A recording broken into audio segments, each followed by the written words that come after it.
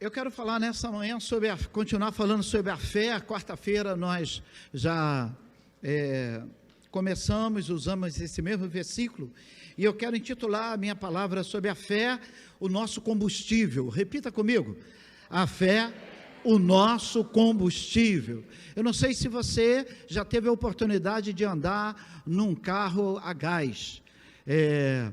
Eu acredito que é o gás silencioso. Você não ouve aquele barulho que geralmente um carro, um ônibus faz. Já andei no ônibus com esse combustível, então aquele silêncio, você nem parece que está flutuando. Nós temos vários combustíveis. Nós temos a gasolina. A gasolina se divide em alguns aspectos. Nós temos o diesel, nós temos o álcool, em alguns países nós temos outros combustíveis, e agora até o carro hídrico e o carro elétrico, que tem sido usado para movimentar o carro. Eu chamo de combustível tudo aquilo que faz um carro movimentar. Não sei se essa é a definição de combustível, mas para mim a palavra nessa manhã, dizendo que a fé é o nosso combustível, é no sentido de que é a fé que me movimenta. Sem fé eu fico paradinho, sem fé eu não avanço, sem fé eu fico estagnado, eu sou aquela estatuazinha de sal olhando para trás. E eu gostaria de continuar o tema sobre a fé. Na quarta-feira eu preguei uma mensagem dizendo: na fraqueza tiraram força. Na fraqueza tiraram força. E, meus irmãos, é muito fácil você tirar água de um recipiente cheio de água. É muito fácil você tirar óleo de um recipiente cheio de óleo, mas tirar água de um recipiente cheio de pedra, como pode? Eu vou colocar uma vasilha dentro de um tambor de pedra e vou tirar água. Não dá. Então, a palavra de Deus, em Hebreus 11:34, diz assim, pode colocar, irmão? Na fraqueza, eles tiraram força. Na fraqueza, tiraram força. Então, ou seja, não tinham força nenhuma. Estão falando sobre os heróis da fé, sobre pessoas que foram lançados, queimados vivos, pessoas que viram seus filhos sendo devorados por leões em arenas. A Bíblia diz que esses irmãos, eles apagaram a força do fogo. Eu gosto muito desse texto. E o que chama a atenção, que eles não apagaram o fogo, eles apagaram a força do fogo. Eu não sei o que isso significa, mas a Bíblia diz que pela fé eles fizeram isso. Pela fé eles escaparam ao fio da espada. E aí diz assim: da fraqueza tiraram força. Amém? Repita comigo: da fraqueza tiraram força. Se você entrou aqui nesta manhã fraquinho, se você entrou aqui nessa manhã já desanimado, já querendo decretar a sua derrota, a Bíblia diz que é da fraqueza, porque vocês poderão tirar força. Tem um pastor, eu esqueço o nome dele, é de Niterói. Ele esteve pregando aqui quando a igreja estava em obra. Valdir Brasil, o pastor Valdir Brasil esteve pregando aqui 2 vezes quando a igreja estava em obra, e ele fez uma pregação aqui, daquele jeito dele, bem à vontade, e ele, falando sobre fé, ele deitou no chão e foi se arrastando até a ponta do altar, dizendo que tem vezes que nós estamos tão caídos, mas nós não paramos, nós vamos nos arrastando. Só que se arrastar hoje com esse altar assim, bonitinho, nós estávamos em obra. Era um tapete que era usado ali durante a semana para ajudar a abafar a poeira, e depois a gente lavava e botava aqui. Então não era um tapete muito católico, não era um tapete era um tapete, né? Então, ou seja, e ele se arrastou ali, para exemplificar o que ele estava querendo dizer. Então, meus irmãos, eu vejo na fraqueza tirar força, não permitir morrer sem ver a glória de Deus. No meu entendimento, o autor ainda complica. Ele diz assim, eu acredito que é o verso seguinte, ele diz que, além disso, essas pessoas viram a promessa de longe. Então, ou seja, essas pessoas não entraram na promessa e viram de longe a promessa. Eu já vi gente porque não cumpriu o que ele esperava que fosse acontecer, a pessoa desiste da fé. E a Bíblia diz que esses homens que morreram, eles não entraram e viram de longe o cumprimento da promessa. Irmãos, fé não é ter coisa. Repita comigo. Esses irmãos morreram na fé. Minha definição de fé, sem ignorar, lógico, o clássico de Hebreus, capítulo 1, a maior definição de fé que você vai encontrar, Hebreus 1, verso 1, na minha definição, que fé é uma alegria de saber que Deus está no controle. Fé eu não tenho, mas Deus está no controle. A minha alegria não vai estar vinculada a um pedaço de papel, um pedaço de coisa, um título, algo. Minha alegria não está vinculada a isso. E fé é mesmo assim, arrebentado, se arrastando. É ter alegria em saber que o meu Redentor vive.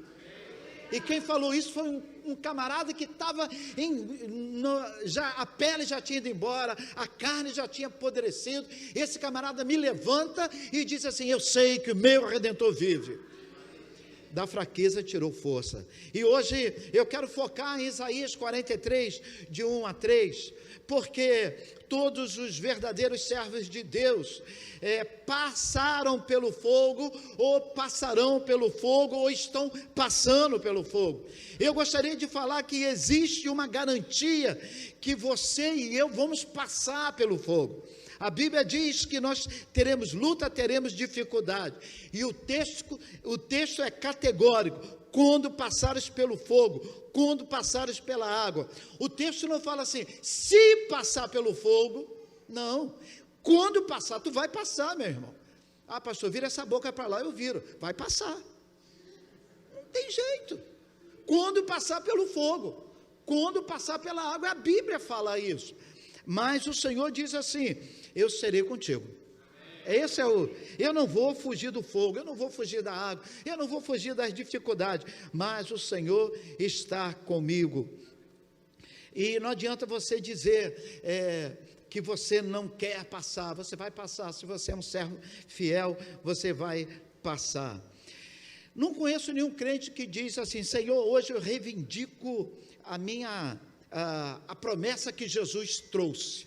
Jesus traz uma palavra dizendo assim: no mundo tereis aflição. João 16, 33. Eu nunca vi um crente dizendo assim: Senhor, hoje eu reivindico a minha taxa de aflição. Ninguém ora dessa maneira. Eu também nunca orei dessa maneira. Mas o Senhor diz assim: no mundo tereis aflições. Pode dizer que eu estou acabando.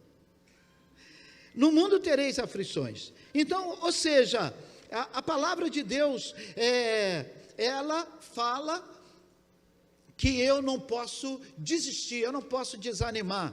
E o que me faz a não enguiçar? Você já viu um crente enguiçado? É a pior coisa, é chato para chuchu. O crente enguiçado é chato, ele vê defeito em tudo, ele está mal-humorado com ele olha para o espelho, ele não gosta do que ele está vendo, porque está enguiçado. Sabe o que falta? Por que enguiçou? Fé. Fé que o Senhor está no controle, fé que o Senhor vai nos dar aquilo que Ele prometeu. Jesus está dando uma notícia. Eu tenho uma notícia para vocês: no mundo tereis aflições, vocês terão problema, mas ele diz a boa notícia nesse versículo continua. Toda vez que você lê esses textos, você passar pela água, passar pelo fogo, eu serei contigo. Aí Jesus ratifica isso. Ele diz assim: tem de bom ânimo, eu venci o mundo. O que ele está dizendo? Ele está dizendo: eu enfrentei as mesmas aflições que você enfrentou. Sabe aquele problema que você teve?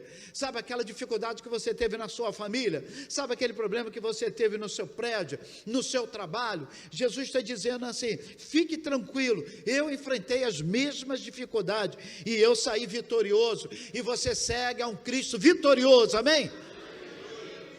O mesmo João escreve dizendo assim, porque todo aquele João, 1 João 1 João 5, 4, diz assim: porque todo que é nascido de Deus vence o mundo. Está na Bíblia. Todo que é nascido de Deus vence o mundo. Repita. Não é palavra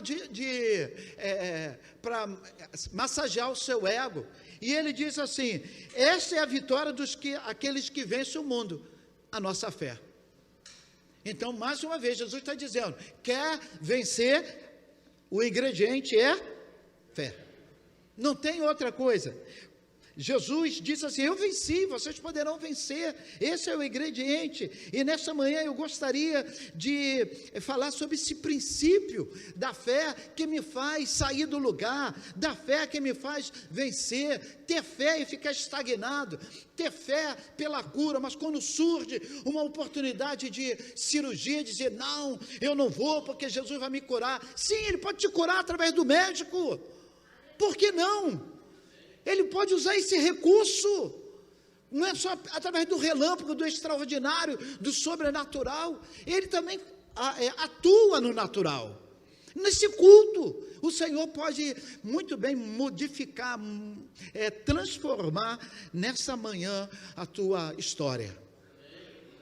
É comum ouvir pregadores exortando a igreja: vocês precisam crer, precisa crer, isso é muito normal, mas o que a Bíblia diz, que a fé é uma vivência, é diário. Ele diz assim: o justo viverá da fé. O café da manhã do crente é fé, o almoço é fé, o jantar é fé, e se for fazer um lanche à tarde, fé também. Não confunda com café, fé só. Então, ou seja, o justo viverá da fé. É pela fé, é da fé.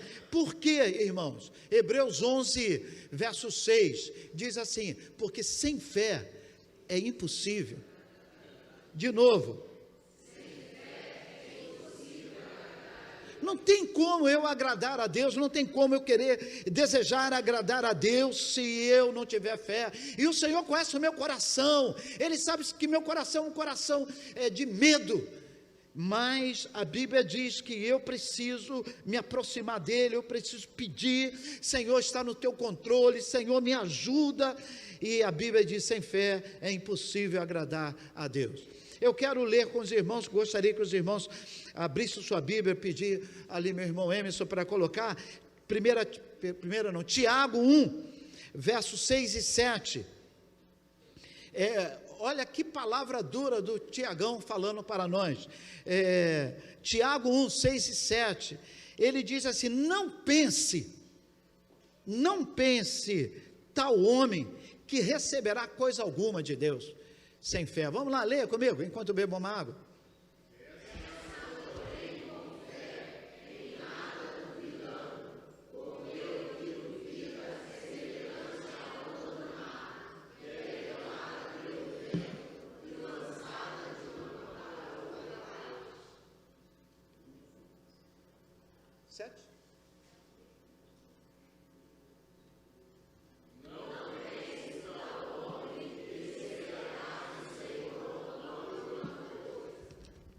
Então a palavra é clara: não pense, não fique aí pensando se você não tem fé, se você vai receber de Deus alguma coisa, porque sem fé é impossível agradar a Deus. Agora olha o 8 aqui.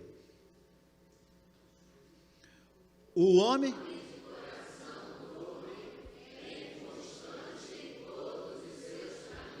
na versão Alá, pastor Eliezer, não é do Emerson, não, ele não tem culpa disso, mas na minha versão ele diz assim, na minha versão, o homem sem fé é uma Maria vai com as outras. O homem sem fé é um ioiô. Sabe o que é o ioiô? Uma brincadeira, não sei se existe ainda, mas antigamente existia. O homem sem fé é inconstante. O homem sem fé é sem convicção. O jovem sem fé é inconstante. O adolescente sem fé é inconstante, é sem convicção. A criança sem fé também da mesma maneira. Irmãos, eu preciso ter fé, que senão alguém vai falar assim, nós vamos adorar agora as galinhas. Aí você, a galinha, será que é mesmo? Você já vai ficar na dúvida. Então, ou seja, está aparecendo tanta coisa louca neste mundo, e eu quis pensar logo em uma coisa mais louca ainda, a galinha, né? Adorar a galinha. Mas está aparecendo tanta coisa louca, e eu quero dizer para você, como é que eu vou me proteger? Convicção. Ah, pastor, mas a interpretação, se o autor ali escreveu errado, vai direto na fonte, Espírito Santo de Deus. Peça a Ele que Ele vai te revelar. A fé, irmãos, além de abrir um leque de possibilidade em Deus, a Bíblia é categórica dizer que sem ela nós não iremos a lugar nenhum. Então repita comigo, a fé abre um leque de possibilidade em Deus.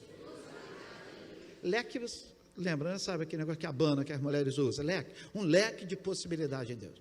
Então, não abra mão de a sua fé ir para o ralo, não. Lute quando você sentir que a sua fé está esmorecendo, peça a Deus, louve, ore, leia a palavra. E nesta manhã, eu quero te convidar, e a proposta é simples, você ter um coração fortalecido no Senhor. Irmãos, a fé agarra a possibilidade de algo que está lá no futuro.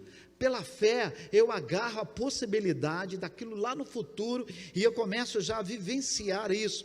A fé traz para o meu viver como se eu já tivesse recebido. E qual o objetivo da minha palavra nessa manhã? É fazer você entender que as lutas virão, quando passares pelas águas, quando passares pelo fogo, as lutas virão, vai acontecer, mas o Senhor é comigo, o Senhor é contigo, eu estou contigo. Jesus não está somente preparando os discípulos em Atos 14, 21, para fortalecer ele. A Bíblia diz que Jesus está dizendo para os discípulos que eles passariam por muitas lutas em Atos 14, 21, dizendo, olha, vocês vão passar por lutas, vocês vão passar por provações. Vamos lá, o Emerson colocou ali, vamos ler o 21 e o 22, tá bom, Emerson? Toda a igreja.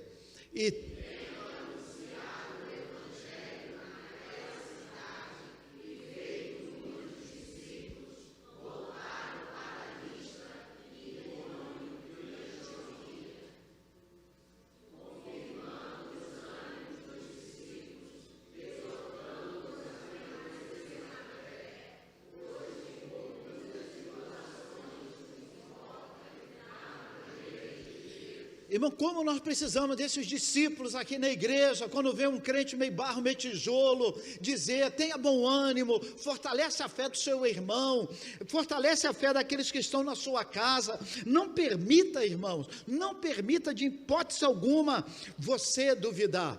Eu mandei, não sei se o Emerson vai achar, eu mandei para o Felipe aí no Data Show, no grupo do Data Show, uma afirmação de Horácio, algo muito interessante. Horácio foi um poeta que viveu no ano 65 a.C. e morreu no ano 8º depois de Cristo.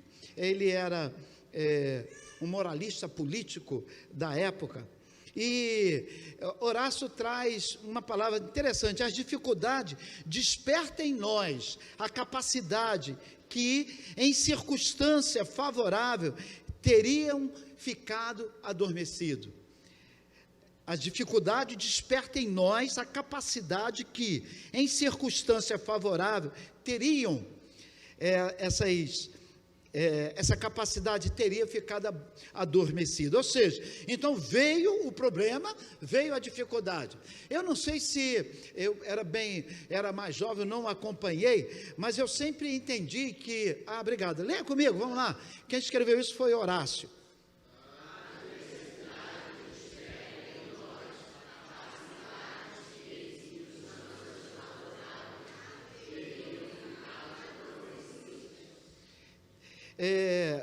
Eu lembro que o nosso Brasil viveu um problema de combustível e pegou todos os países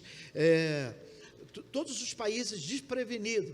E nós fomos incentivados, eu acho que foi um dos primeiros países a criar o álcool, o carro a álcool. E é lógico que depois todo mundo teve que empurrar o carro a álcool, mas no início foi bom, né?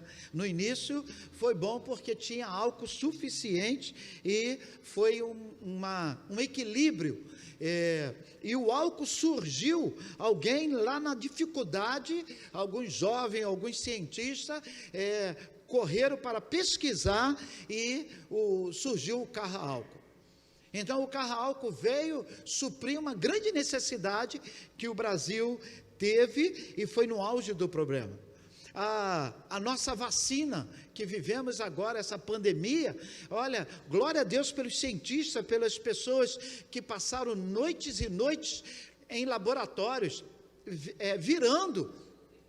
Se você ouve histórias de cientistas, não estou falando das empresas que lucraram com isso, que a gente sempre tem essa teoria da conspiração. Estou falando de homens e mulheres que viram seus amigos morreram e colocaram o coração e não foram para casa e ficaram virando, buscando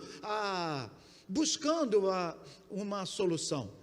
Eu lembro que a Dalva, minha esposa, ficou incomodada. Ela, como médica, só trabalhava em consultório e ela vendo os hospitais cheios, médicos morrendo. Ela falou assim: eu não posso ficar de fora. É na dificuldade que Horácio falou que surgem as grandes vitórias. Não desista, meu irmão. Está passando por um aperto, está passando, pastor, está no estreito, mas o Senhor é contigo. O Senhor é contigo. Observe o que o Senhor falou através do profeta Isaías: não temas, não temas, não temas. A fé, meu irmão, ela tem a ver com essa reação no seu íntimo, de não temer. Começa aqui, a fé tem que começar por dentro. Eu tenho que decidir não ter medo.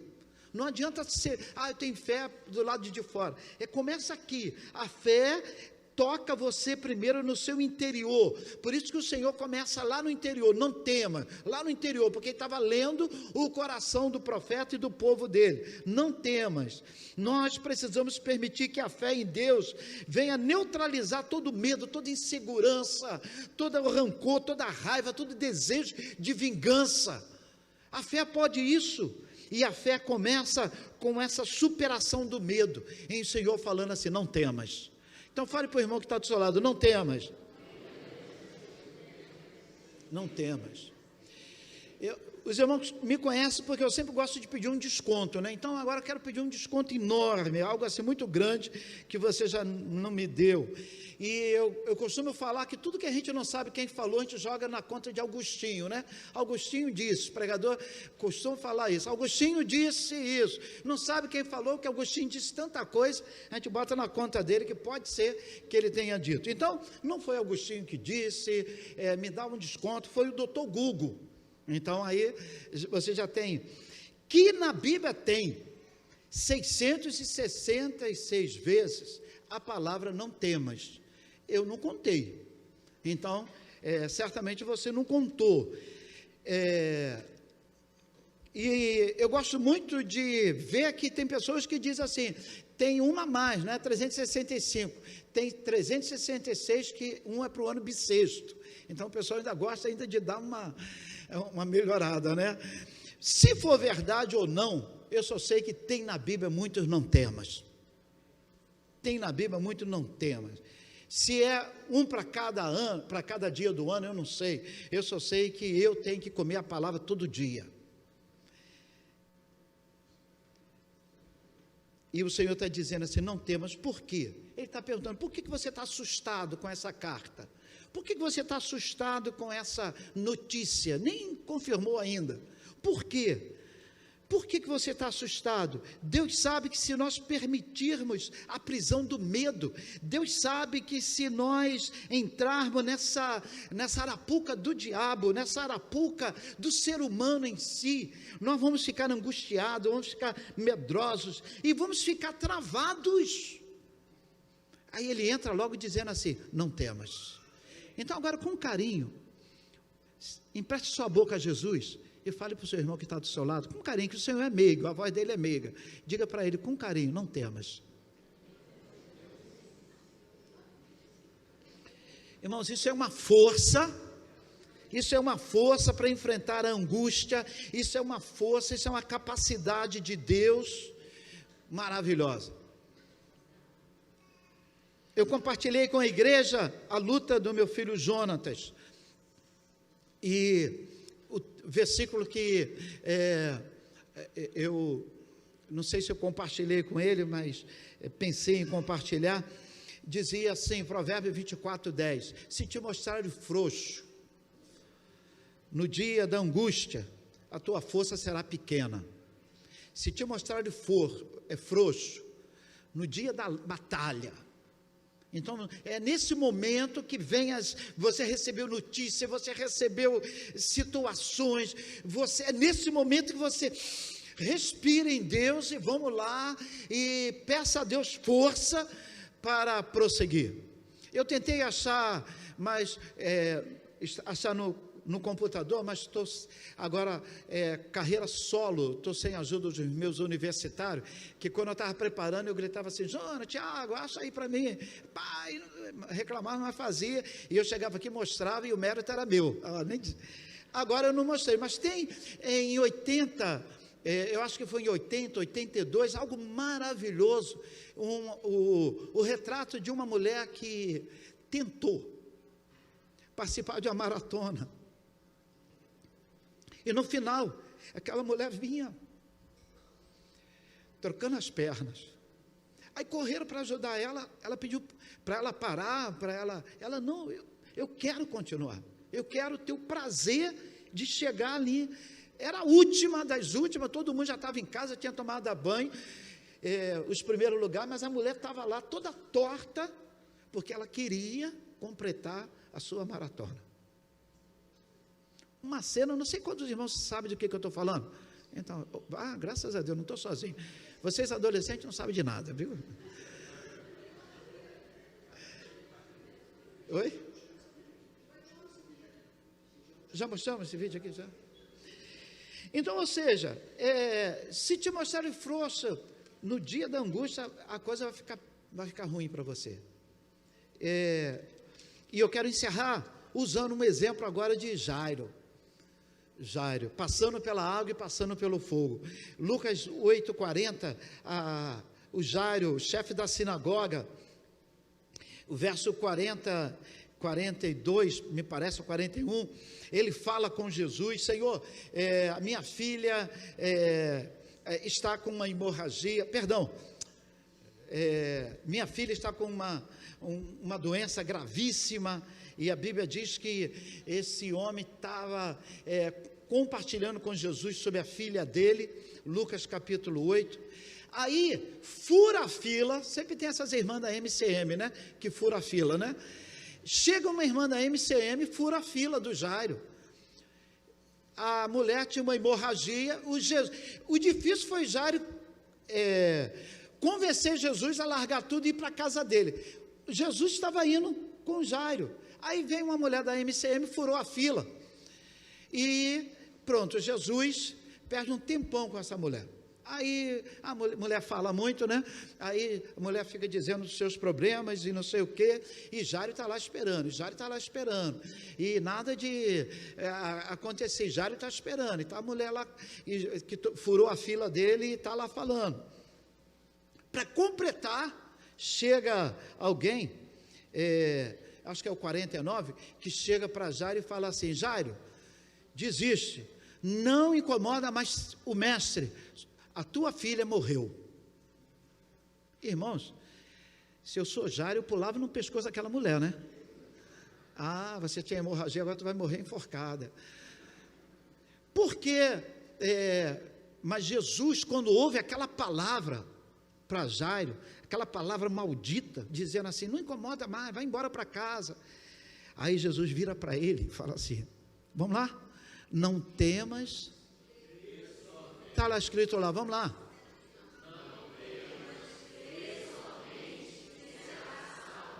Então, não temas. Ou seja, Jairo, não ouça essa palavra maldita, não.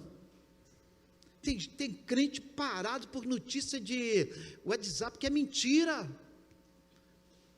Desesperado, manda para mim, e depois a gente consulta, e eu também vou na pilha, me fico desesperado também, e é mentira.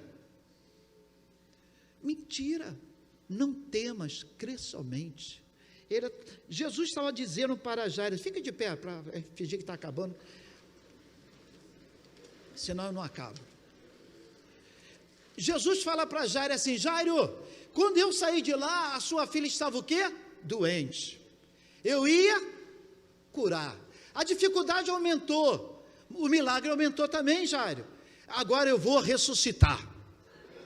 Então, se no início era uma cura, agora vai ser milagre, vai ser ressurreição. Então, meu irmão, se você começou a orar pelo seu filho, orar pelo seu marido, orar pelo aquele problema, orar pela doença, e está aumentando, não desista. Se aumentou o problema, vai aumentar a solução de Jesus. Antes era milagre, agora era um milagre de cura, agora vai ser um milagre de ressurreição. E eu quero que você encerre comigo dizendo: quando passares pelo fogo,